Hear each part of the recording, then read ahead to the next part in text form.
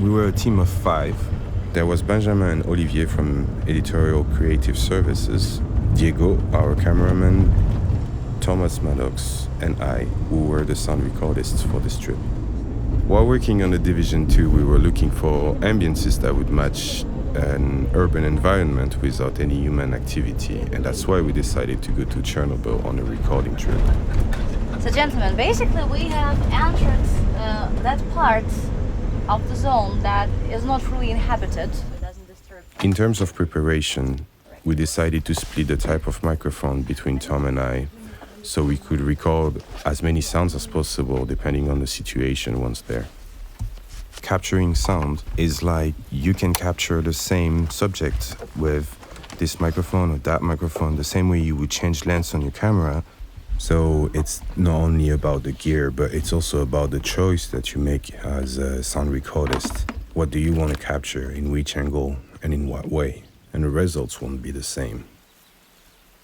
Silence was very important for us in general in our game because DC is supposed to have lost most of its population, and the dark zones were the zones that were the most exposed to the disaster. So we really had to express that sensation of solitude and absence of life.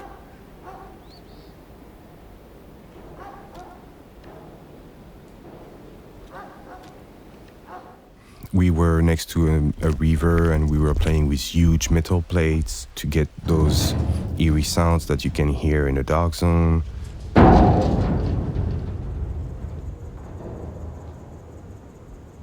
I think recording real sounds is very important for authenticity. If you don't have real sounds, then people start not believing it. The sounds have to be real. It makes everything credible and helps with the immersion in the game and extend what you see and what you're playing. As we arrived on the radar location, we were absolutely blown away by the size of it. Tom had the very good idea of recording inside, putting his mics inside the radar, something that actually Justin, the audio director at Red Storm Entertainment, used a lot into the dark zone to give that eerie feeling from time to time.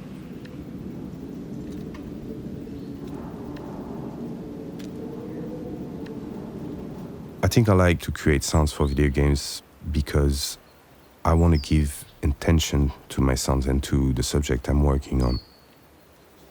We should always give some intentions, some emotions. Where do we want to drive the player to?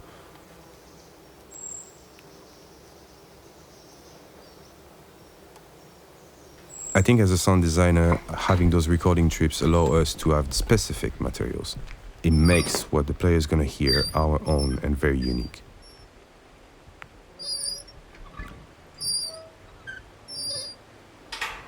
Tom, can you try to do some, like, with some, you let it die? Like the reverb is good, but can you let it die in between the turn? The amusement park is when we started to explore the environment to do some in-situ Foley. So whether it comes from pulling a rock or interacting with a piece of metal, we try to manually generate noise that would reflect the environment and give a little bit more life to the silence. We found this huge merry-go-round that we could use to record from different perspectives.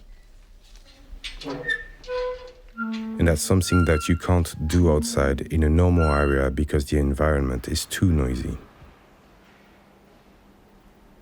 The fact that we were in this huge, empty, half-destroyed factory, we decided to once again explore and use what was surrounding us to capture those sounds within the environment itself.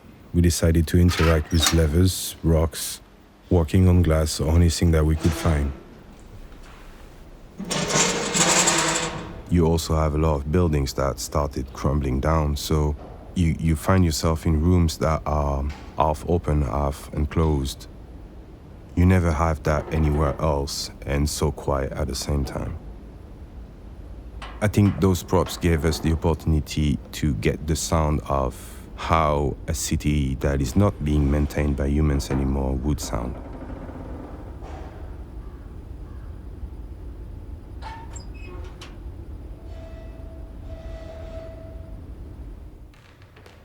Another really good idea that Thomas came up with was to pop balloons in those environments. Popping balloons create a burst of sounds that basically allow us to take a print of what's surrounding us. And this print can be used in the game to recreate reverb that are matching the environment.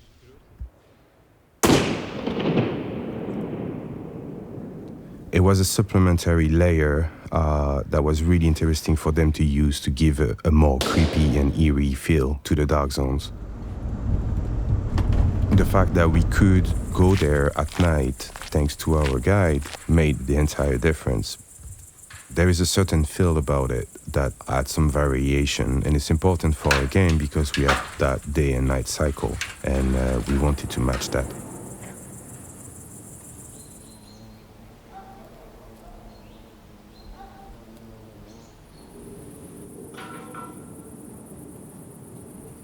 I think that's one of the great things about working at Massive and in video games in general. You get to explore places that you wouldn't do on your own.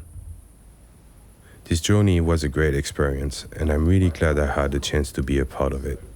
And creating this unique experience for our players was only possible thanks to all the people involved. I never thought I would go to Chernobyl, but I'm glad I did it with Massive, and it was an amazing opportunity for us to record unique and bespoke sounds for our game.